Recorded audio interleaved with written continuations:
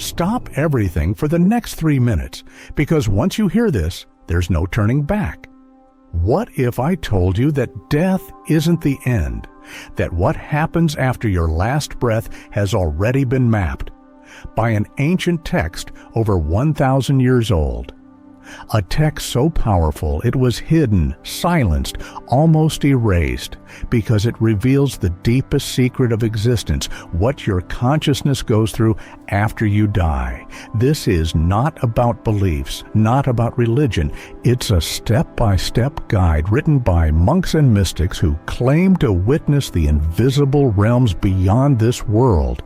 It's called the Bardo Thodol, or as the West knows it, the Tibetan Book of the Dead, and what it describes will shake you, because it's not just about what happens when you die, it's about what's happening right now, in every fear, every heartbreak, every moment of change you've ever lived.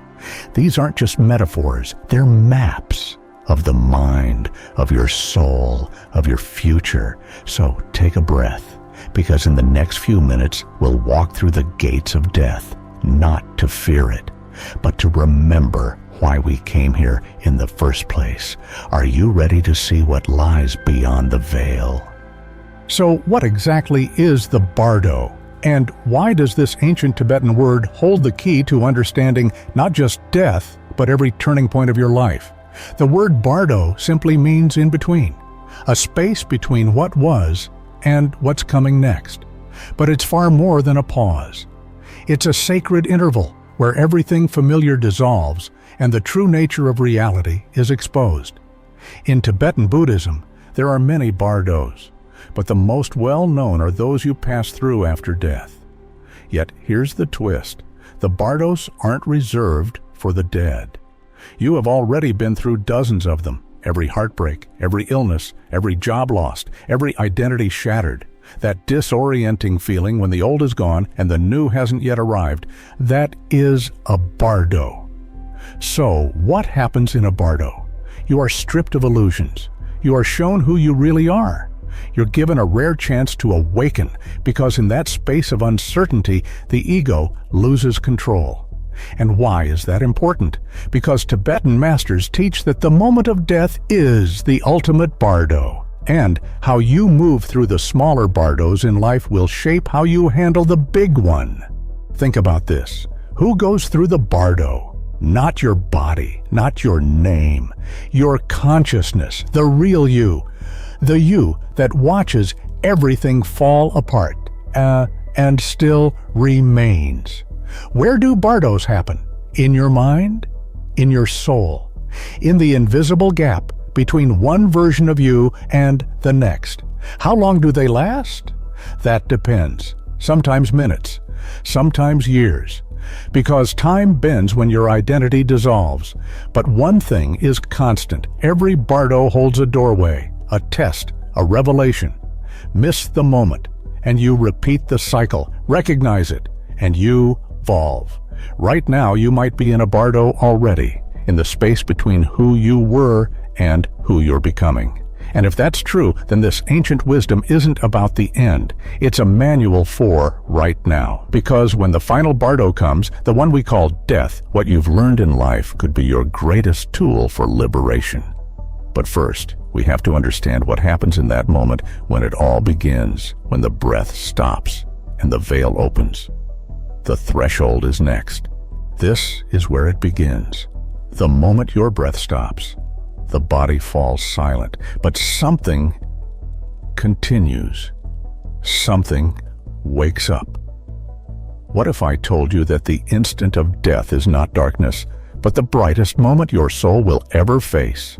Tibetan masters describe it as the unveiling of the clear light, the pure essence of awareness itself.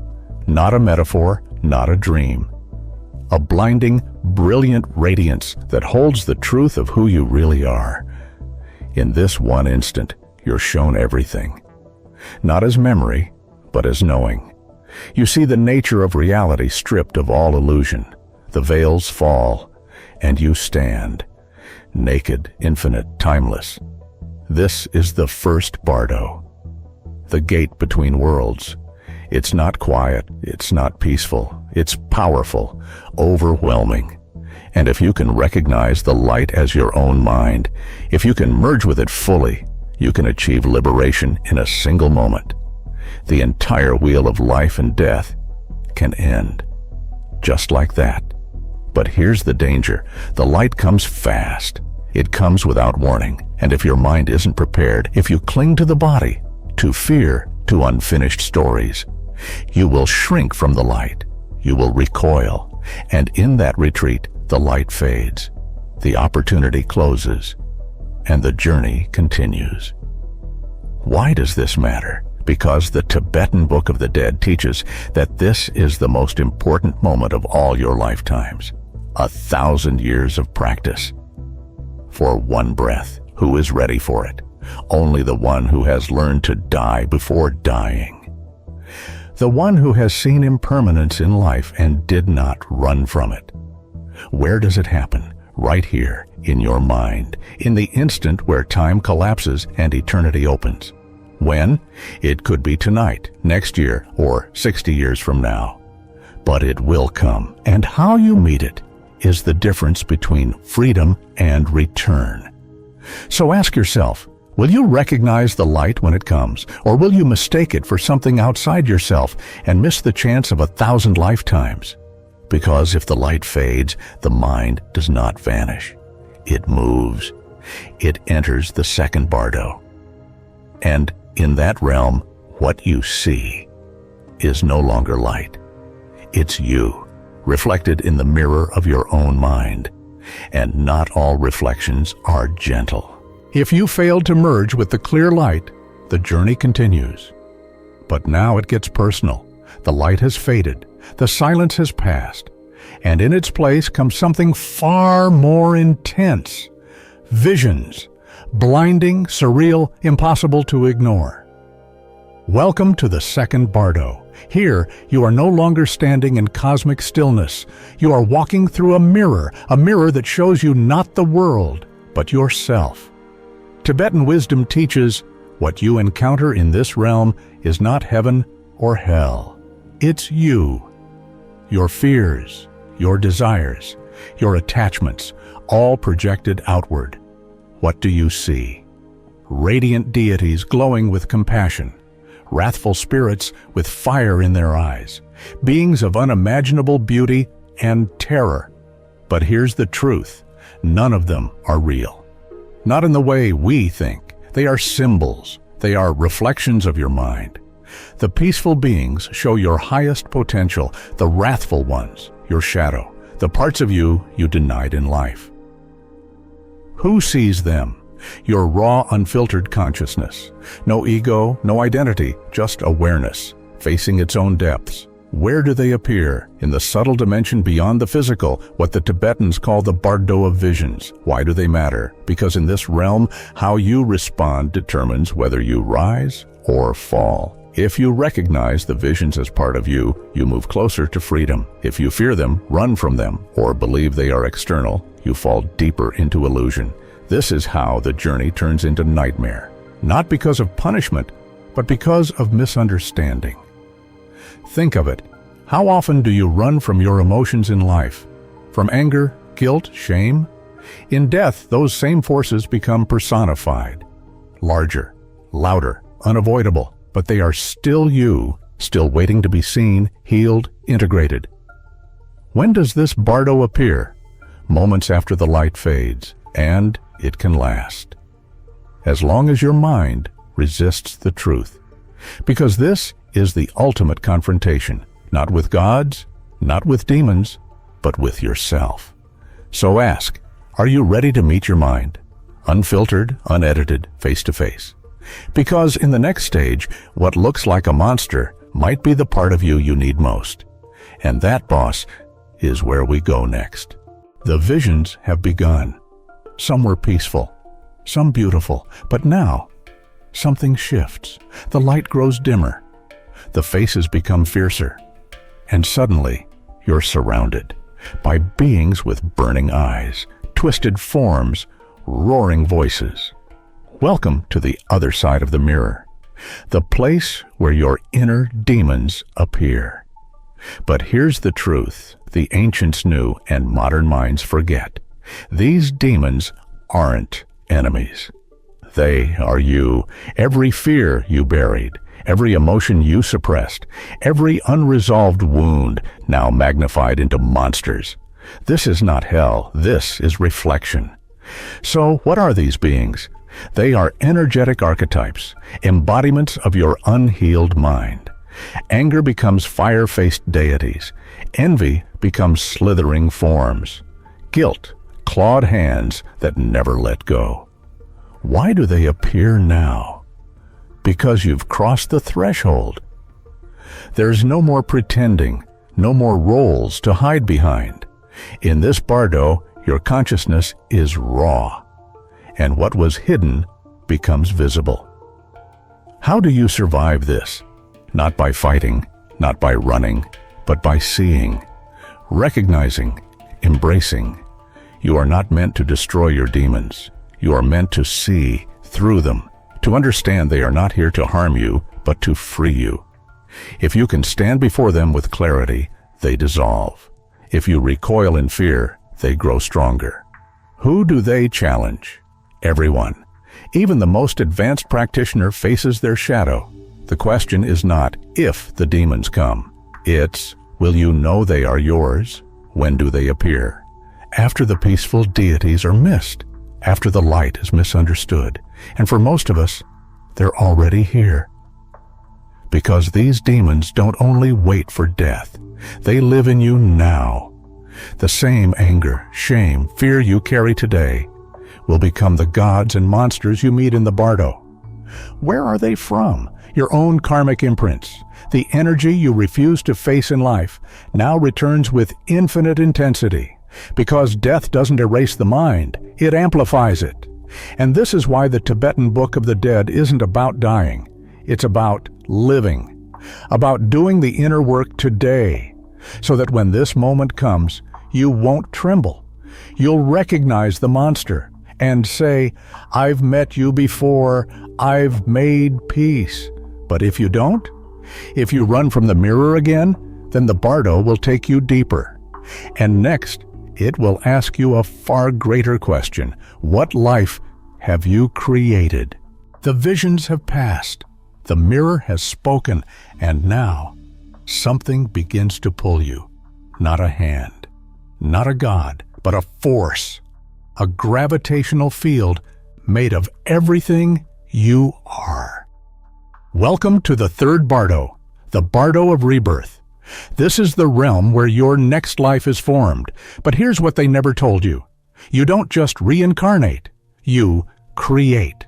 With every thought, every emotion, every attachment you refuse to let go. In this realm, your consciousness is naked, pure magnetism. Your fears, they become pathways. Your desires, they form images. Your karma, it becomes gravity. You're now a magnet, and what you attract is who you become. Imagine it. You're floating in a formless space. Visions swirl, worlds, bodies, families, all waiting. But you're not choosing like browsing a catalog. You're being pulled toward the one that matches your vibration. Why? Because this is how energy works. Not by reward or punishment, but by resonance. You are drawn to what you haven't healed. Who draws you? You, the you that still clings, still wants, still runs. And where does it take you? To a womb, to a world, to a new story that mirrors your unfinished truth. When does it happen? As soon as clarity fades, as soon as you forget the mirror, as soon as you lose the silence. How long does it take? No one knows. Time bends here, but what is certain is that you are already writing the next chapter. Every thought now sculpts your rebirth. And here's the most shocking part. This isn't just happening after death. It's happening now. Every moment you react out of fear, you're feeding your future. Every time you choose awareness over impulse, you're shifting the story. The bardo of rebirth is not just a place. It's a process, a law, a mirror of your mind.